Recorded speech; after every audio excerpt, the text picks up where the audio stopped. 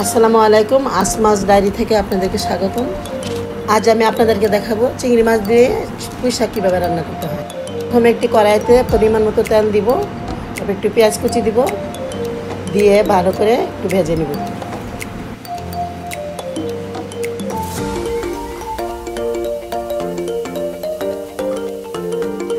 ভাজা হয়ে গেলে চিংড়ি মাছ ঢেলে দিব, পরিমাণ মতো পানি দিয়ে দিব, তারপর একটু হলুদের গুঁড়া দিব। আমি এখানে শুধু কাঁচামরিচ ব্যবহার করব, শুকনো মরিচের গুঁড়া দিব না। একটু রসুন বাটা দিব, ধনিয়ার গুঁড়া দিব, তারপর আস্তে আস্তে শাকগুলা দিব।